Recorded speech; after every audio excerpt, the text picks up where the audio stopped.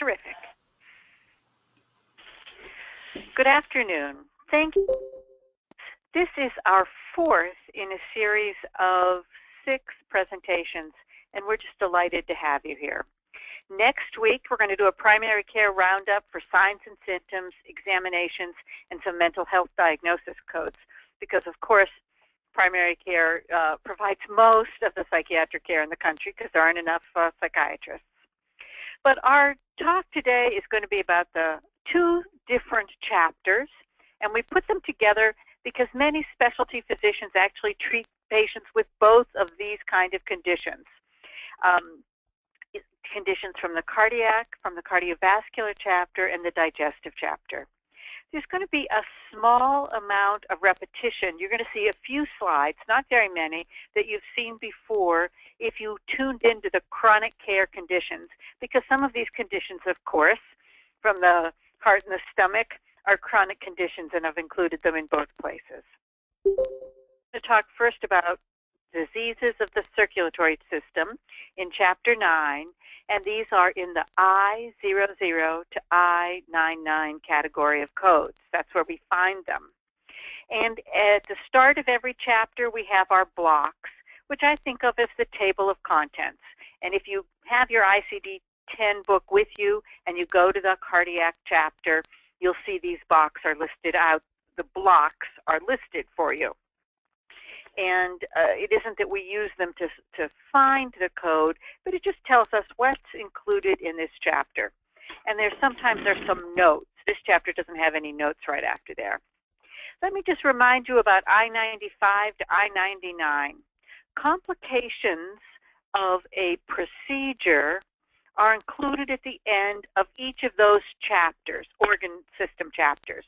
So if you had a patient who had a surgery on a digestive organ and there was a complication, a perforation or a hemorrhage, the complications are in the digestive chapter, whereas here, if you had a cardiac surgery and there was a complication, we're going to find that at the end of the cardiac chapter. So let's just start. This appears often in ICD-10. You've seen it in other presentations. Very frequently, in both the cardiovascular chapter and the digestive chapter, we see these words.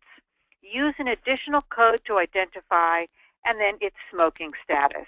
So you'll see that all over. You want to add those codes when relevant. Tobacco dependence, the F17 code, and when it has that dot dash, we know we don't have a complete code. In the index, you'll see that dot dash. In the tabular listing, you'll see an indication, a check mark, and it'll say 4th or check mark 5th, 6th, or 7th to tell you you need additional digits. But under tobacco dependence in the mental health chapter, the F17, that's equivalent to the 305.1. And then tobacco use is in the factors. I never can remember the name of that chapter. After the external cause, the equivalent to our V codes, factors influencing health status and contact with health services. I don't know why that doesn't roll right off my tongue. All right, let's start with hypertension, and this is the little bit of repetition that we have in this presentation. So I'm going to go over it fairly quickly because probably most of you heard it in the chronic conditions code. We have essential hypertension. We have only one code, I10. That's the code I'm going to memorize. That's my token memorization code. If you have a patient who has hypertensive heart disease, then we don't use code I10. We use a code I11. And we as coders can't assume that relationship. We rely on our clinicians to tell us there was a relationship between the hypertension and the hypertensive heart disease. And then we have codes for hypertensive heart disease with and without heart failure. So if we don't have a causal relationship and the patient has hypertension and heart failure, we use I10, and then we use an additional code for the heart failure in the I50 category. And if we have a causal relationship, we use I11 for the hypertension, for the hypertensive heart disease, and we use an additional code in the I50 category for the type of failure. Similarly, if we have a patient with hypertension and chronic kidney disease, the coder may assume a relationship between the hypertensive the hypertension and the chronic kidney disease. And in place of, not in addition to, in place of the I-10, we would code I-12.0, hypertensive chronic kidney disease with stage 5 or end-stage renal disease, or I-12.9, hypertensive chronic kidney disease with stage 1 to 4. And then we would use an additional code to identify the chronic kidney disease. So if you're an expert ICD-9 coder, and I know that there are people on this call who could outcode me in ICD-9 day and night, you're used to these kind of instructions. Use an additional code to identify. And so even though every single code in the code book has changed, we didn't just build on ICD-9, we threw it away and started over again. The instructions, the rules that we follow as coders are going to remain very similar and familiar to us. If we had hypertensive chronic kidney disease, we'd use an additional code to identify the chronic kidney disease. And then we might have a patient with all three, with hypertensive heart and chronic kidney disease, with hypertension related to the hypertensive heart disease related to the hypertension and chronic kidney disease, and then we would add an additional code for the heart failure if the patient had heart failure, or an additional code for the chronic kidney disease. And if the patient didn't have heart failure, we would just add an additional code for the chronic kidney disease. So that is actually exactly the same as in ICD-9, only sometimes in our physician practices we neglect to use those codes. Acute MI hasn't changed too much, except for the third bullet down. An acute MI is defined as within the last 4 weeks, not 8 weeks. We're still defining them as STEMI or non-STEMI and by location. So we want to make sure we're not using the unspecified code in ICD-9 or ICD-10 for the type of acute heart attack, because we always know the type. And then a subsequent MI is coded with I-22 from a code in that category. If a patient has an acute MI and also has known coronary artery disease, we sequence the acute MI first. Not different or a surprise for us. Now, chronic ischemic heart disease has some things the same and some things different. And by the way, when you're learning ICD-10, I have found it really helpful to look at my ICD-9 book next to my ICD-10 book. I mean, who doesn't want 2 big fat coding manuals out on their desk at any time?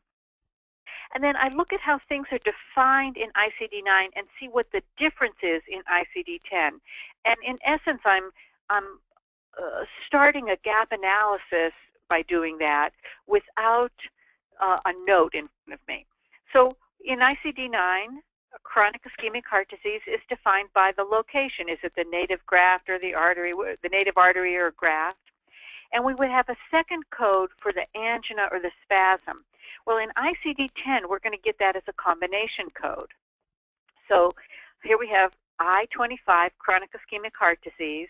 The fourth digit adds the vessel. That tells us it's the native coronary artery. Now, believe me, I don't remember that. I look it up in the book. I don't say, oh, yeah, the 4th character here is anatomy.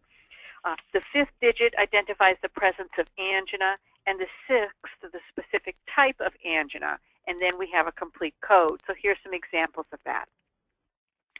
Atherosclerotic heart disease of native coronary artery with unstable angina pectoris.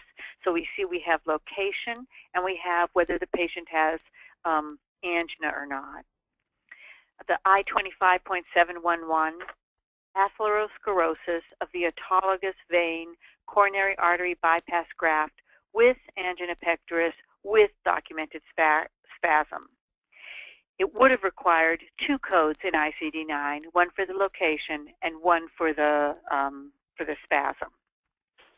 So what about 414.00? If there's one code I could ask you to decrease your usage of, it would be this. Because if I open up my ICD-9 book,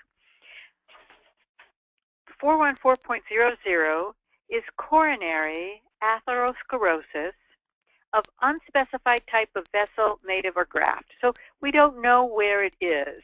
It isn't specific, and it isn't going to map or convert very well to an ICD-10 code. In ICD-10, we're going to have these specific locations, which we don't use as frequently as we should in ICD-9. That's going to stay the same. And then combination codes for with unstable angina, with spasm, with other forms of angina, or with unspecified angina pectoris. So if you're using a lot of 414.00, now would be the time to see if you can find, if your clinicians know where the location, and can you start using the more specific code. Pulmonary embolism, of course, is in this chapter, I-26 and I-26.9, and both of those are going to require additional characters. I didn't give you the whole list of those, but those aren't complete codes, and you know that because I've put the dash at the end of I-26.0 and I-26.9. We have a little change in the valve disorders. So the valve disorders went from, I think they went from 3 codes to 15 codes. Although don't quote me on that. I'm always counting these things up, and then if I don't write it down, it goes right out of my mind here. But in ICD-10, we have mitral, aortic, tricuspid, and we have new key words in the code definition. They're non-rheumatic, all of these are defined as, and do we have stenosis, insufficiency, incompetence, or regurgitation? So each type now has 5 options, and here's some examples. I-34.0, and I promise I'm not reading the whole slide to you. Non-rheumatic mitral valve insufficiency, and you see we have a different code for prolapse, stenosis, other insufficiency, and non-rheumatic valve disorder unspecified. 0.8 and 0.9 codes actually work the same in ICD-9 as in ICD-10. So when it's other non-rheumatic mitral valve insufficiency, if I have a program that shows me synonyms, and I'm using online, I use ICD9data.com, when I click on those synonyms, the other code, the 0.8 code, is other specified, and it says mitral valve calcification or mitral valve classification non-rheumatic. So the 0.8 is a specific. They're usually a set of synonyms that describe that, whereas the 0.9 is an unspecified code. And for each of those types of valve disorders, we would have these options, and we would try not to choose the one that ended in 0.9, unless we really didn't know. And if we don't know, then we can't choose a specific code. Now, cardiomyopathy changes some from ICD-9 to ICD-10. We have about the same number of options, but they're defined slightly differently. So it isn't a complete change from ICD-9 to ICD-10. We still have alcoholopathy and dilated cardiomyopathy, but the definitions are slightly different. So your clinicians are going to want to take a look at those for their coding. Those may not map perfectly for you. Cardiac arrhythmias, we have different types. This, I think, isn't going to cause any of us too many problems. These are going to be the same nomenclature that we're using, number of options that we have. So here are just some examples. Chronic AFib, I-48.2, ventricular fibrillation, I-49.01, and ventricular flutter, I-49.02. And of course, as I always say when I get to the cardiac chapter, it's an I, not a 1 at the start, because all ICD-10 code starts with a letter, and then I've used a font to make that reasonably clear to all of us so we know where we have numbers and where we have letters. Heart failure is going to look very similar to us, and what we want to do is avoid using the equivalent of 428.0, which is heart failure unspecified.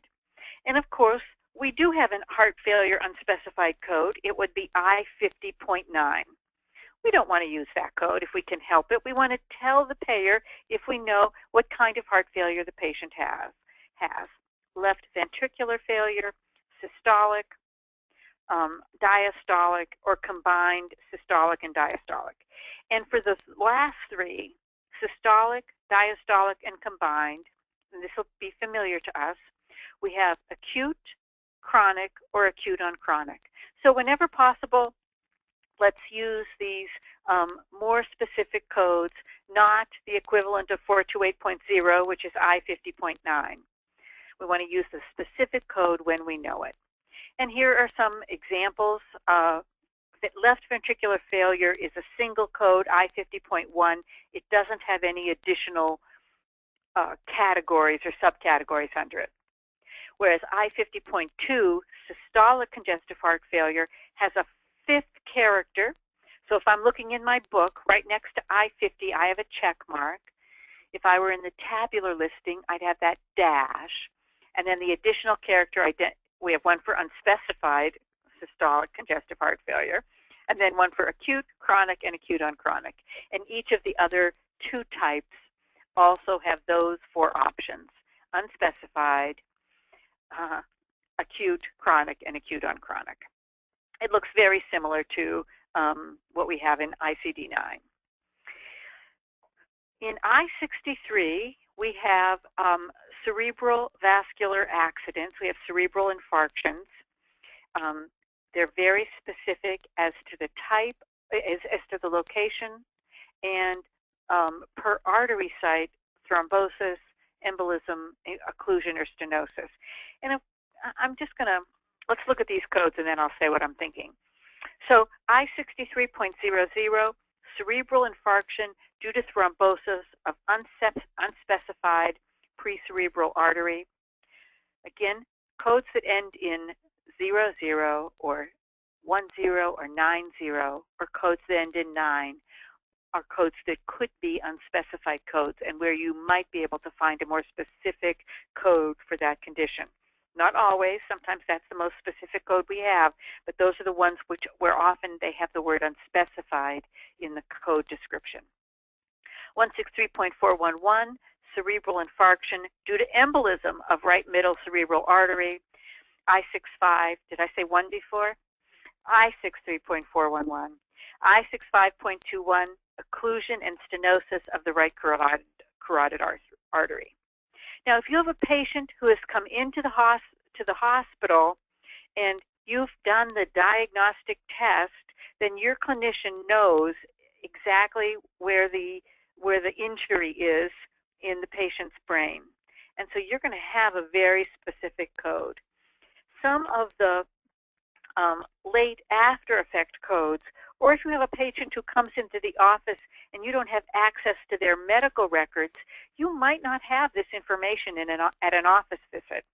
I want to say that sometimes in the hospital, you're very likely, because you're dealing with the report from the diagnostic test, to have this level of specificity, and in the office, less likely to do it, less likely to have it.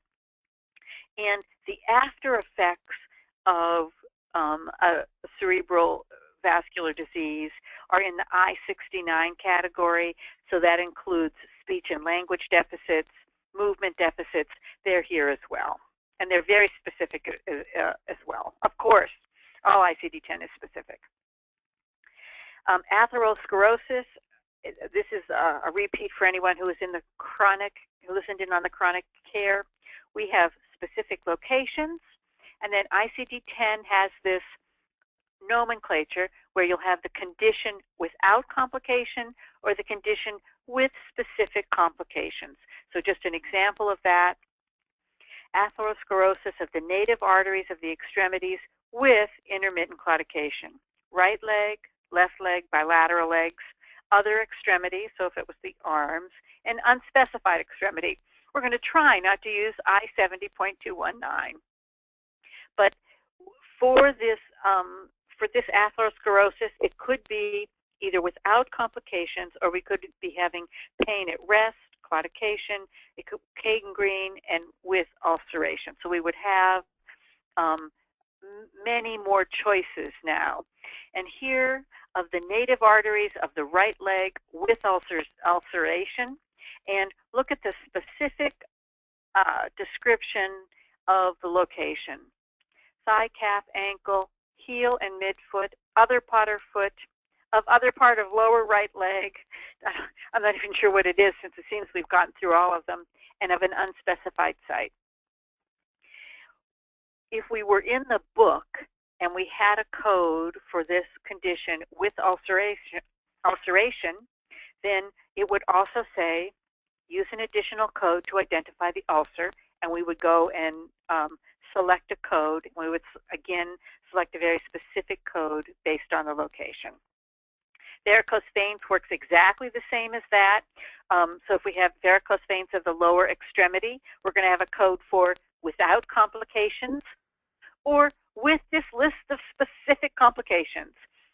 Ulcer, pain, inflammation, and very specific locations. So we have these examples, I83.813, varicose veins of bilateral extremities with pain. And you notice I gave the second code as one with an ulcer, and then we went and picked up the code from the skin chapter for the non-pressure ulcer of the left ankle, fat layer exposed. The ulcer codes are location, location, location, and with the stage of the ulcer, combination code for those. And that's the same for pressure ulcers and non-pressure ulcers. All right, and we're going to round out our discussion of the cardiovascular chapter with some signs and symptoms that are not in the cardiovascular chapter. So just like in ICD-9, when we have a known disease, we're probably going to be in the organ system chapter that we have the known disease of. That wasn't grammatically a very nice sentence, was it? But when we don't have a known disease, when we have a sign or a symptom, we would go back to the sign and symptoms chapter. So in the 786 code, say when we get to chest pain. And here are some: palpitation, shortness of breath. Notice edema is localized or generalized. I was hoping that R42, dizziness and giddiness, would be just dizziness. I never liked the giddiness with that code, but we're going to have in your signs and symptom chapters almost a one-to-one mapping for most of those conditions. So when you look here, you can see if you knew the code in ICD-9, you could map it very easily to ICD-10, or that looking it up fresh is going to be pretty easy in ICD-10. Chest pain has a few changes to it. On the left, we have our ICD-9 code, 786.52, painful respiration, is going to really cross to R07.1, chest pain on breathing. In some cases, these crosswalks work. They work about 25% of the time, but the nomenclature has been changed. And then finally, before we switch gears over to the digestive chapter, here are some codes that if we were treating patients with cardiac problems, that we might want to be adding to our claim form. Presence of a pacemaker, presence of an implantable defibrillator, doing a pre-op cardiovascular exam, so a patient who's about to have gallbladder surgery. If we stick with the digestive chapter, patient is going to have gallbladder surgery. If they needed a pre-op physical, we have a Z code for that, and then the code for long-term use of anticoagulants. So if we're coding for cardiac conditions, all of the codes that we're going to use won't be in the cardiovascular chapter. Some of them are going to be elsewhere. And here are some codes from the factors influencing health status. Okay, so I'm going to switch gears here. We're going to go on to the digestive chapter.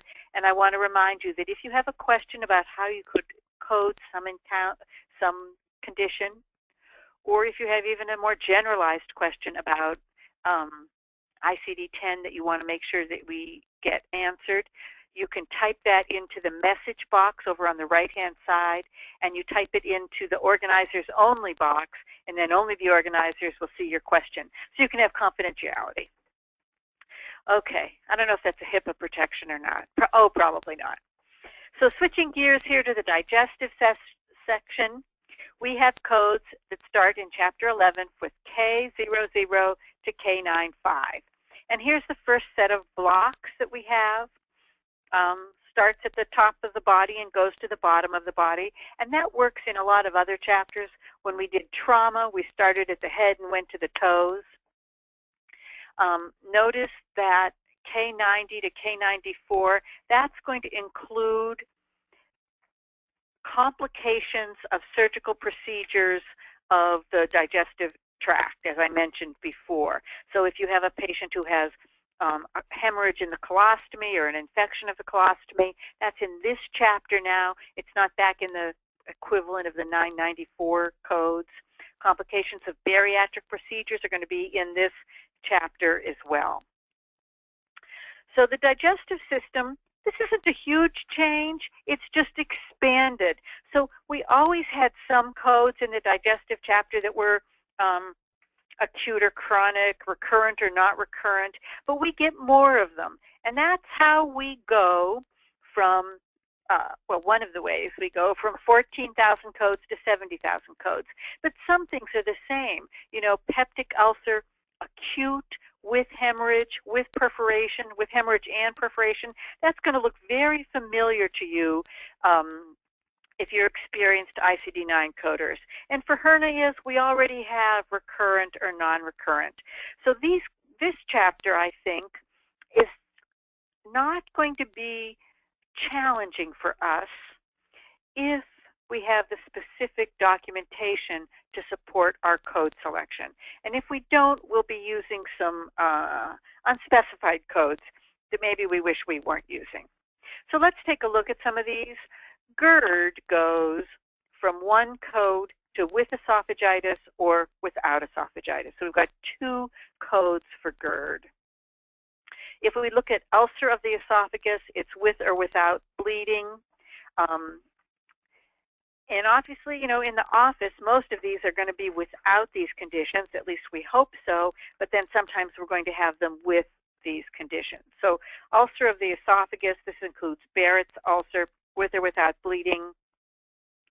When we get to Barrett's esophagus, we have three choices, and it requires a sixth character: with low-grade dysplasia, with high-grade dysplasia, or with dysplasia unspecified. And of course, we do have a code for a full 5-digit code, Barrett's esophagus without dysplasia. So it's the same kind of pattern that when we get to gastric ulcer, acute or chronic, with hemorrhage, with perforation, with both. Acute duodenal ulcer, with hemorrhage, with perforation, or do we have chronic? Peptic ulcer, site unspecified. We're going to try not to use that code. If we had a patient with peptic ulcer, we would only, we did of the peptic ulcer and then with and without specific complications. So I've put all of these out. If it was acute, we'd have a different code for it. I'm not going to read them all to you. When we get to hernias, hernias aren't going to give us much of a problem. I'm going to say that. If you can code hernias in ICD-9, we're going to code them in ICD-10. Inguinal hernia in ICD-9 is already a unilateral or bilateral, or femoral in ICD-9 is also, is it by unilateral or bilateral or recurrent? So when we're coding inguinal and femoral hernias, that's what we're going to want to know, unilateral or bilateral. And these, by the way, and I am not sure why, because, you know, that's, again, it's above my pay scale. They're unilateral without right or left. So in most parts of ICD-10, if we're going to have, we don't have the word unilateral. We have right ear, left ear, bilateral ears, unspecified ears. But here for hernias, we have unilateral, bilateral, and I'm sure we have a code for unspecified. Not that we want to use that, but that's just what we end up having. Other and unspecified ventral hernia, blah, blah, blah. But we don't have right or left for hernias. It's just unilateral or bilateral. And then it's recurrent or not specified as, and it won't surprise you because that's the same as it is in ICD 9, with or without gangrene, with or without obstruction. For ventral hernias, not a big change, again, with or without gangrene, with or without obstruction. So here are just some examples that we have. I think these are going to cross very easily for us, or we're going to be able to select them very easily. Unilateral inguinal hernia with obstruction, without gangrene, not specified as recurrent. And then we have an incisional hernia down at the bottom. I think if you're in general surgery and you're doing hernia operations, it's going to be easy to document and select the codes for those services. Crohn's disease, on the other hand, gets a little bigger. It's, of course, still identified by location, but it's also identified by with or without complications, and it just gets bigger. So if I'm in Crohn's disease in ICD10, I don't have that many codes. I've got Crohn's disease of the small intestine, large intestine, small with large intestine, or the code I hope you don't use, 555.9, unspecified site. But when I get into ICD10, I'm just going to make an estimate here. It goes from about, what do I have, 4 codes in ICD-9 to maybe 15, maybe 20 codes in ICD-10. Its location, small, large, and both small and large, and an unspecified site. We don't want that. And then without complications, and here we get the with complications that we didn't have in ICD-9, with abscess, fistula, intestinal obstruction, rectal bleeding, other specified complications, so that's a specific code, or with unspecified complications. We would try not to use that. So we have a big increase in Crohn's disease. Now, if you are seeing a patient in the hospital and you're the surgeon and you've just done a colonoscopy, then you know what the status of this patient's disease is very clearly, or if you've even done an open procedure. When we're in the hospital, or in the office, and a patient comes in with a history of Crohn's disease, but current Crohn's disease, we're not going to use a history of code. The patient has the current condition, is being treated for it. We may not have this level of specificity to select from. So there is a code for Crohn's disease unspecified without complications when we don't know the location, small, large, or both small and large. And although I want to try to avoid the unspecified codes as much as possible, if I'm in the office and I don't have any diagnostic report, I don't have any past medical records that differentiate this, I'm going to be stuck with that code. For a patient who doesn't have complications, I'm going to be stuck with the K50.90 Crohn's disease unspecified. I'm going to try not to use unspecified codes, but sometimes that's all I'm going to have. So here are just some examples. Crohn's disease of the small intestine with rectal bleeding, large intestine with fistula, both large and small. And then we have unspecified with other complications, so we'd want to know what the other complication was. Inflammatory polyps of the colon do increase. So if we just have colonic polyps, it isn't too bad. We the equivalent of the 211.3, we find a code for that colonic polyps, K63.5. It crosses for us, but inflammatory polyps have expanded definitions, and here we are. And we would say sometimes we'd have it without complications. That's a complete code at the top of the screen with 5 characters, K51.40. But if it's with complications, then then it's a 6th character code, and you can see we have the list of those with complications. Ulcerative colitis increases the specificity of the location of the ulcerative colitis, and then with and without complications, with ulcerations. irritable bowel syndrome, we had a single code in ICD-9. We don't have many codes for that in ICD-10. We just have a couple, but it is with diarrhea or without diarrhea. And that is, in this section of the book, that's how our increase in codes come from, because we have more definitions of the complications. Anal fissure, we now have codes for acute anal fissure, chronic anal fissure, and of course unspecified. We hope we don't use that. And then codes for anal fistula and rectal fistula. Hemorrhoids have changed a little bit in ICD-10. It's now by stage. So when I look at the hemorrhoid codes, it's first degree, second degree, third degree, on up. Other hemorrhoids, so internal hemorrhoids without mention of degree, we would have to use there, or unspecified hemorrhoids, we have a code for that. We're going to, again, try not to use that. So the hemorrhoids have changed a bit between the two.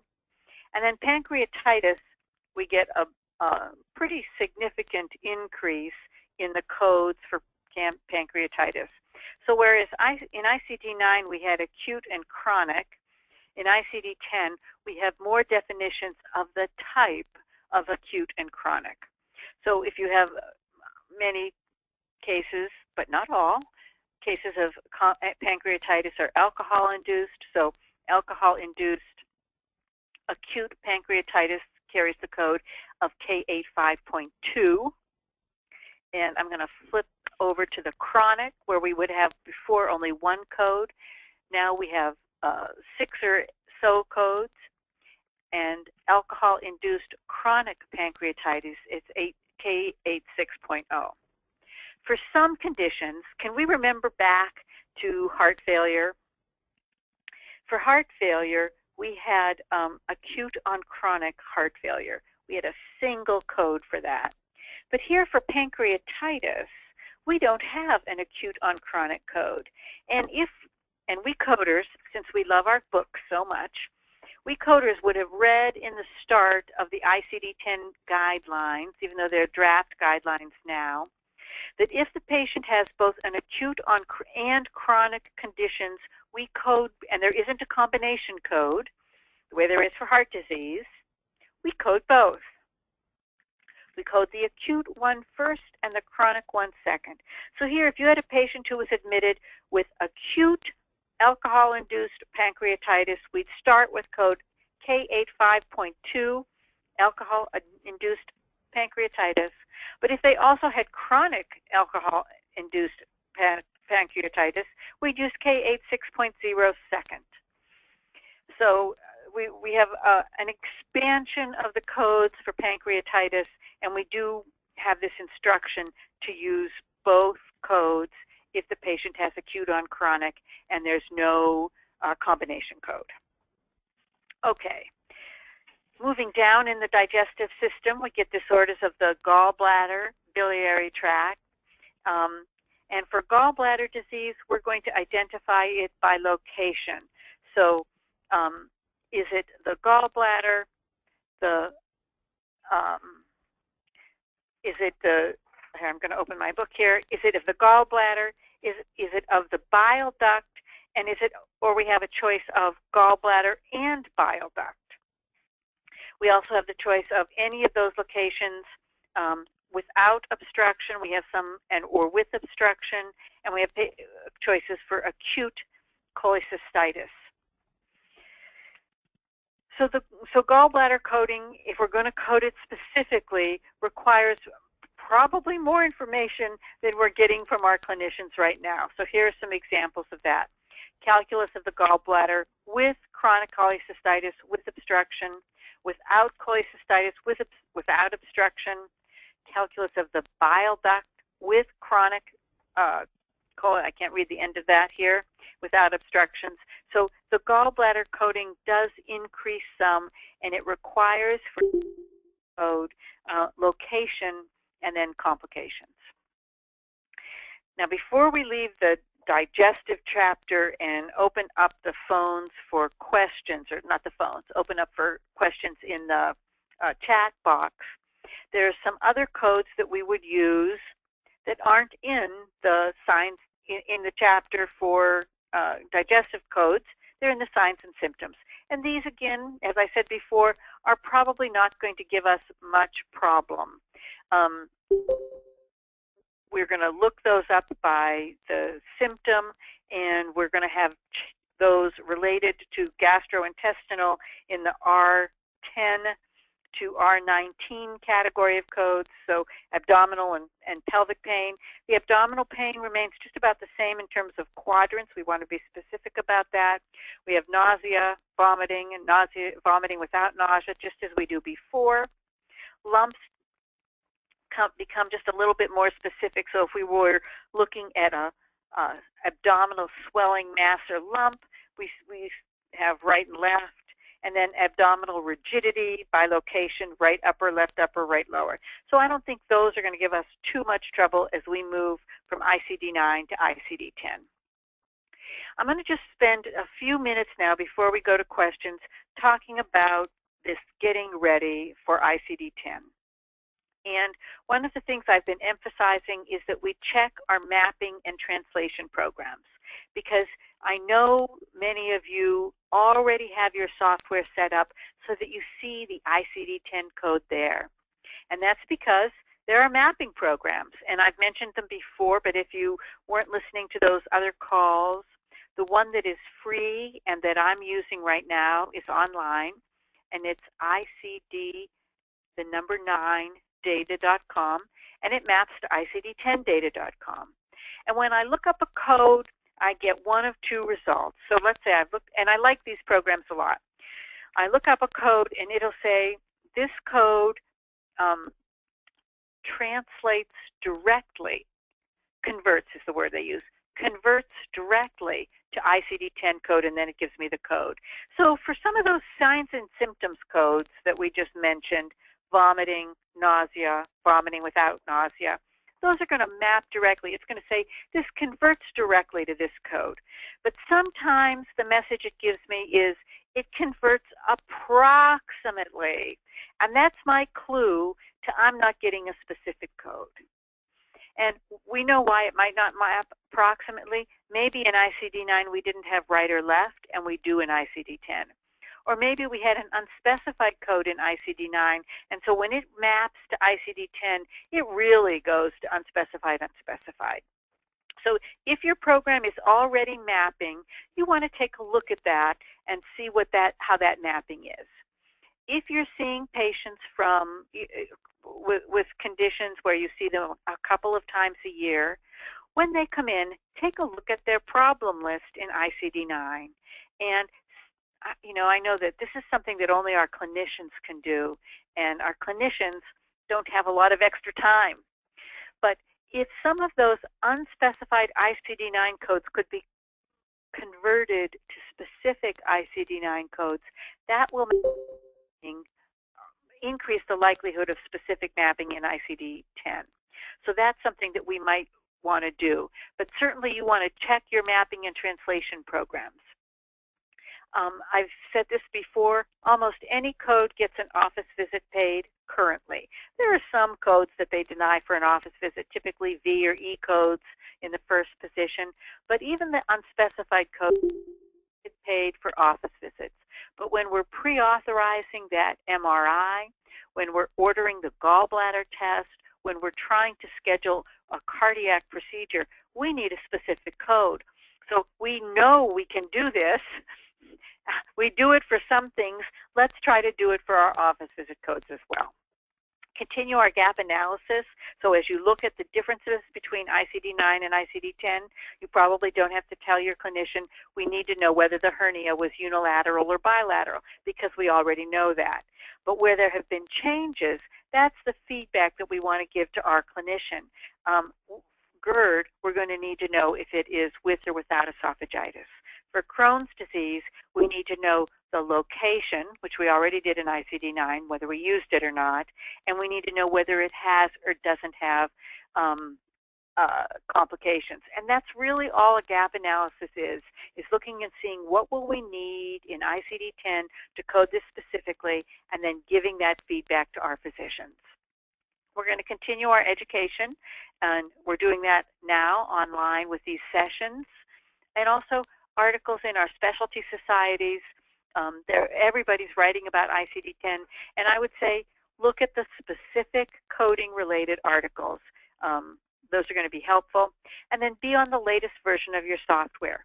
If you have a software program that is on your system, on your own server in your office, then make sure that you have updated and schedule that right away. If you're on a cloud-based service, then you're probably on the latest version because they update automatically. And I don't say this here today, but make sure you've bought an ICD-10 book. Even though we have good resources online and in our EHRs and in our practice management systems, and this ICD-9 data, it shows everything. It shows the excludes notes, the C also, the code also. So it's really a very excellent resource. But every office should have an ICD-10 book so that they can go back to it and check, because sometimes on the screen you would have to page down so far it's just not realistic to use. So that is the end of my prepared presentation today. I've left us about 10 minutes for questions, so please type those in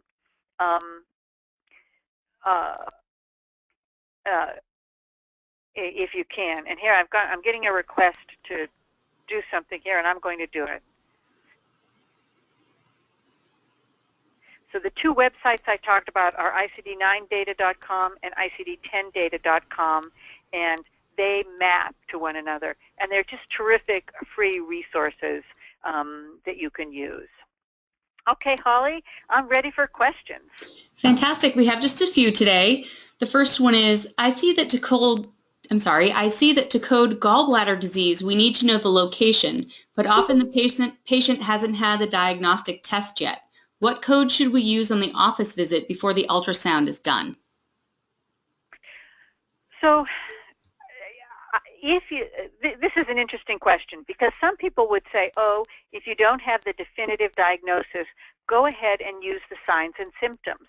But this assumes that our physician can't code gallbladder disease without an ultrasound. Or of course they can code gallbladder disease without an ultrasound.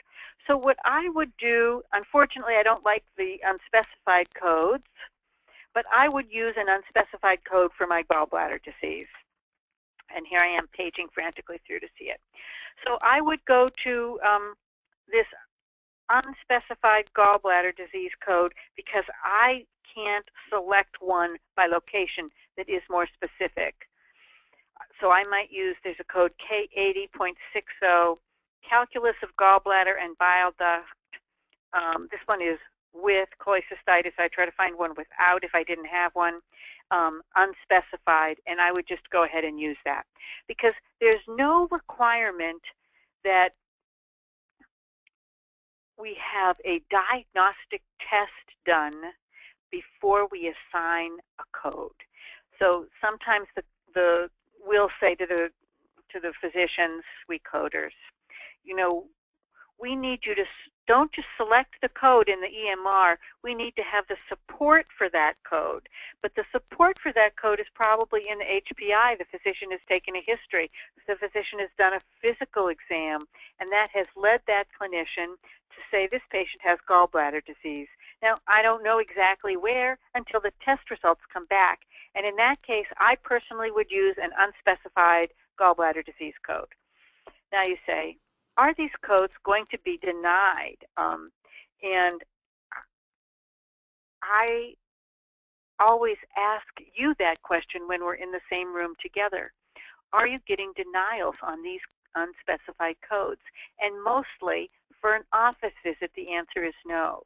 Now, if you're going to schedule a surgery for that patient, you're going to have done the diagnostic test, and you're going to have the more specified code. And in that case, we're going to replace that unspecified code. Now, we're not going to go back and change the claim, but we're going to replace it in the record so that for future claim submission, we're going to have the more specific code. Holly? We have just one more question, and this goes back to the cardiac part of the presentation. Where does the provider have to document the type of heart failure? Is it enough to just select the code in the assessment without saying it in the HPI or anywhere else in the note? So, I'm so glad someone asked that question, because it really does tie right into the gallbladder code. So I do hear this from coders. Can we select? Is it okay if the provider has selected chronic systolic heart failure, I50.22? I just went back to that because I50 is one of the other codes I can memorize. If they haven't mentioned it in the HPI, so we can't prove that that's the type of heart failure that the patient has. Well, typically, how do we know the type of heart failure the patient has? The patient has had some diagnostic test in the hospital or as an outpatient which showed it. And maybe the physician saw that 3 visits ago, and because we've asked them to be specific, they've updated the patient's problem list. Now, they don't go back at every single subsequent visit and say, well, this person had an echo in June of 2013 that showed X. They just updated the type of heart failure that the patient had back in June of 2013. So as long as I could go back and support that diagnosis, if I went back and looked at the other parts of the record, I'm happy with the doctor selecting it, even though in the HPI they didn't say this patient with systolic heart failure, because they know what it is. The documentation would support it in the diagnostic test, and hopefully they've updated it in the problem list. So I had that question about otitis media. You know, what if the physician doesn't say it was suppurative in the HPI? Can I still allow them to select that code? Well, yes, we can, because the physician is the person who made the diagnosis and is selecting the code. And of course, we hope they're going to say whether it was the left or the right ear on physical exam, but we've been struggling with that for years. It's just now that's going to be in the diagnosis code. Holly, do we have any other questions? We do not. Those are all the questions we had today. I don't know if you want to do your wrap-up, Betsy? Yes, so I hope you're going to join us next week. Next week, we're going to do a roundup for primary care. We're going to talk about mental health disorders, examination codes, some things that are important for primary care clinicians. So I hope you'll join us next week. Fantastic. And then our last session will actually be on July 7th, and that is a split session for OBGYN coding and ophthalmology coding. And if you have anyone in your office who wants to join us on the June 30th primary care roundup or the July 7th split session and they haven't already registered, please go ahead and send me an email. I think Betsy has a slide that shows my email address. And you can also go through HealthFirst's website at vt1st.org, and you can see that there's a link on the left side to the upcoming webinars, and you can register right through there. Thanks so much for joining us.